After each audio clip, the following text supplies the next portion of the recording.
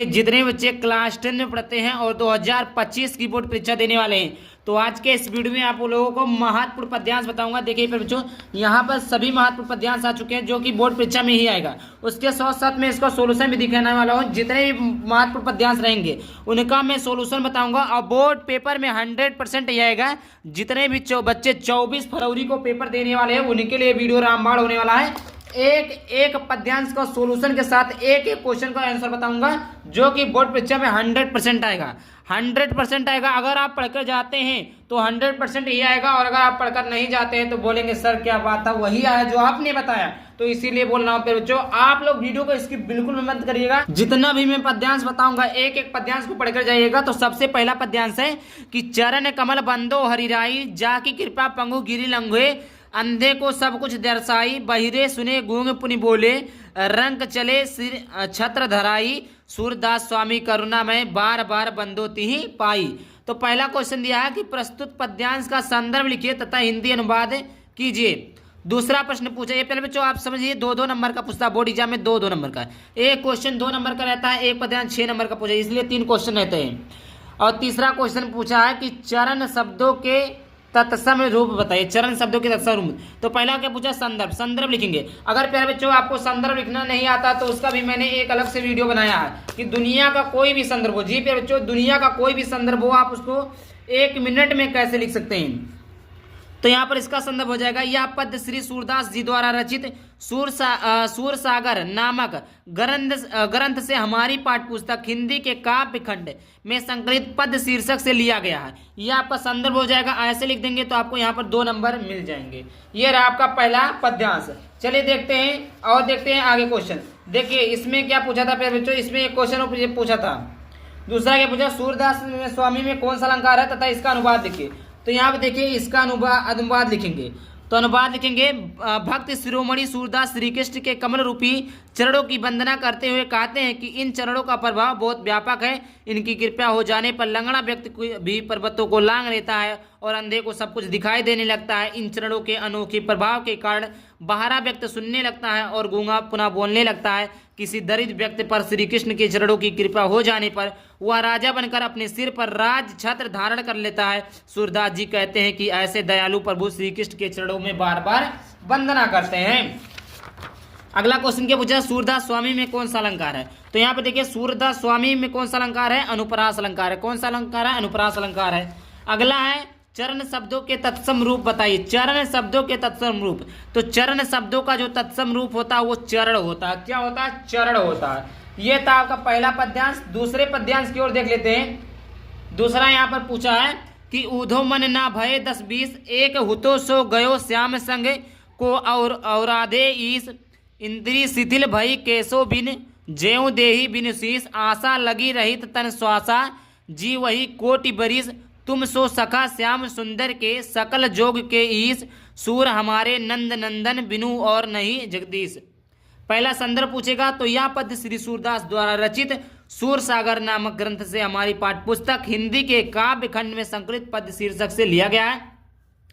व्याख्या की बात कर लेते हैं। व्याख्या यहाँ पर पूछा है। व्याख्या में आप लिखेंगे पर बच्चों यहाँ पर देखिए, व्याख्या में लिखेंगे कि गोपियां उद्धव जी से कहती हैं कि हे उद्धव, हमारे मन 10-20 नहीं है, सभी की तरह हमारे पास भी एक मन था और वह श्री कृष्ण के साथ चला गया। अतः हम आपके बिना तुम्हारे बताए निर्गुण भाव की आराधना कैसे करें, अर्थात बिना मन के भाव की आराधना संभव नहीं है। श्री कृष्ण के बिना हमारी सारी इंद्रियां निष्क्रिय हो गई है और हमारी दशा बिना सिर के प्राणी जैसी हो गई है। हम कृष्ण के बिना मृतवत हो गई हैं। जीवन के लक्षण के रूप में हमारी श्वास केवल इस आशा से चल रही है कि श्री कृष्ण मथुरा से अवश्य लौटेंगे और हमें अनेक उनके दर्शन प्राप्त हो जाएंगे।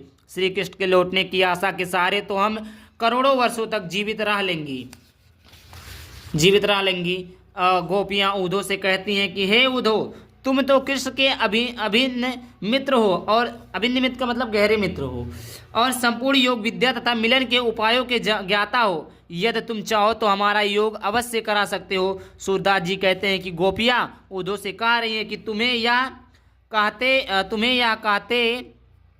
यह स्पष्ट बता देना चाहती हूँ कि नंद जी के पुत्र श्री कृष्ण को छोड़कर हमारा कोई आराध्य नहीं है, हम तो उन्हीं की के परम उपासका हैं। इसका उद्धव जी गोपियों के योग का संदेश देने के लिए मथुरा से गोकुल आए हैं। चलिए आगे बात कर लेते हैं प्यारे बच्चों। टोटल आपके जितने भी इंपॉर्टेंट पद्यांश हैं सभी को एक एक करके सब कुछ बताएंगे।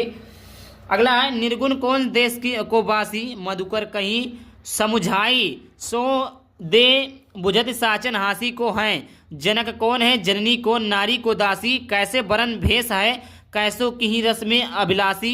पावे गो पुनि कियो आपनो, जो रे करेगो गासी, सुनत मोन है रहो, बावरो सूर सबे मत नासी। पहला प्रस्तुत पद्यांश का संदर्भ व्याख्या कीजिए।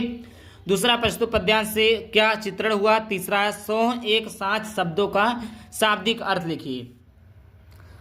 तो यहाँ पर देखिए संदर्भ है कि यह पद्य श्री सूरदास द्वारा रचित सूरसागर नामक ग्रंथ से हमारी पाठ्यपुस्तक हिंदी के काव्य खंड में संकलित पद नामक शीर्षक से उद्धृत है।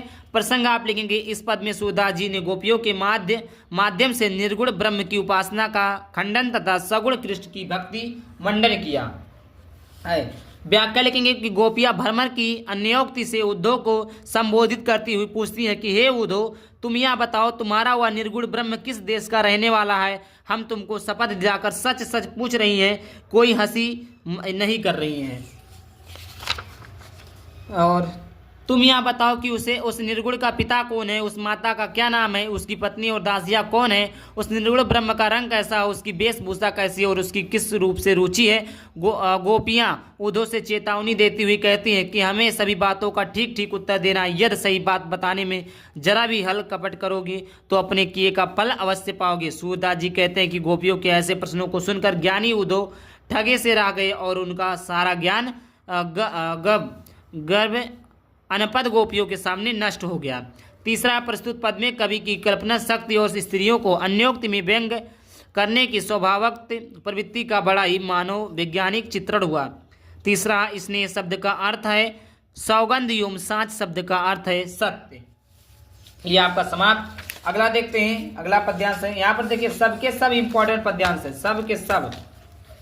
अगला है, पुरते निकसी रघुबीर बधु धारे धीर दे मग में डग दे, झलकी भरी भाल कनी जल की पुटी सूखी गए मधुराई, और फिरी बूझत हैं चलनो अब के तीक पड़ कुटी कहिरे हूँ कित हैं तिये की लखी आतुरता पिए की आखियाँ अति चरुचल लीजिए। संदर्भ प्रस्तुत पद्यांश गोस्वामी तुलसीदास द्वारा रचित कवितावली से हमारी पाठ्यपुस्तक हिंदी के काव्य खंड में संकलित वन पद पर शीर्षक से उद्धृत है। प्रसंग लिखेंगे, कवि ने इन पंक्तियों में अयोध्या में पैदल ही वन को जाती हुई सीता जी की थकावट का मार्मिक वर्णन किया है। व्याख्या में लिखेंगे, राम लक्ष्मण और सीता बड़े धीरज के साथ श्रृंगवेरपुर से आगे 2 कदम ही चले थे कि सीता जी के माथे पर पसीने की बूंद झलकने लगी और उनके सुंदर ओठ थकान के कारण सूख गए। तब सीता जी ने अपने प्रियतम राम से पूछा, अभी हमें कितनी दूर और चलना पड़ेगा, कितनी दूरी पर पत्तों की कुटिया बनाकर रहेंगे। अंत श्री राम सीता जी की व्याकुलता को कारण तुरंत समझ गए कि वह बहुत थक चुकी है और विश्राम करना चाहती हैं। राजमहल का सुख भोगने वाली अपनी पत्नी की ऐसी दशा देखकर श्री राम के सुंदर नेत्रों से आंसू टपकने लगी। अगला देखिए, यहाँ पर अगला जो आपका इम्पोर्टेंट है, यहाँ पर देखिए ये आपका समाप्त हो गया। अब देखिए यहाँ अगला यहाँ पर दिया हुआ है, अगला पद्यांश है कि सुनी सुंदर बैन सुधारक साने सयानी है, जानकी जानी भली तिरछे करी नैन दे सैन तिन्हें समझाई कदू मुस्काट चली, तुलसी ते ही अवसर सोहे सवे अवलोकत लोचन लाहू अली, अनुपग तड़ाग में भानु उदय बिससी मनो मंजुल कुंज कली। पहला दिया प्रस्तुत पद्यांश का संदर्भ लिखिए तथा व्याख्या कीजिए। दूसरा, सीता जी का संकेत पूर्ण उत्तर किस भावना के अनुरूप है। तीसरा है, अनुराग तड़ाग का क्या अर्थ है। संदर्भ लिखेंगे, प्रस्तुत पद्यांश गोस्वामी तुलसीदास द्वारा रचित कवितावली से हमारी पाठ्यपुस्तक हिंदी के काव्य खंड में संकलित वन पद शीर्षक से कविता से अवतरित है। और इसके बाद में प्रसंग लिखेंगे, इन पंक्तियों में ग्रामोद्योग के प्रश्न का उत्तर देते हुए सीता जी अपने हाव भाव से ही राम के विषय में सब कुछ बता देती हैं।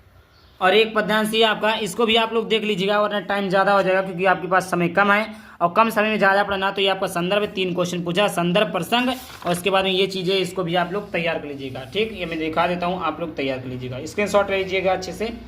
तो आई होप वीडियो पसंद है, वीडियो को लाइक करके चैनल को सब्सक्राइब कर दें। चलिए मिलते हैं किसी टॉपिक के साथ, तब तक के लिए बाय बाय, थैंक यू, जय हिंद, जय भारत, वंदे मातरम।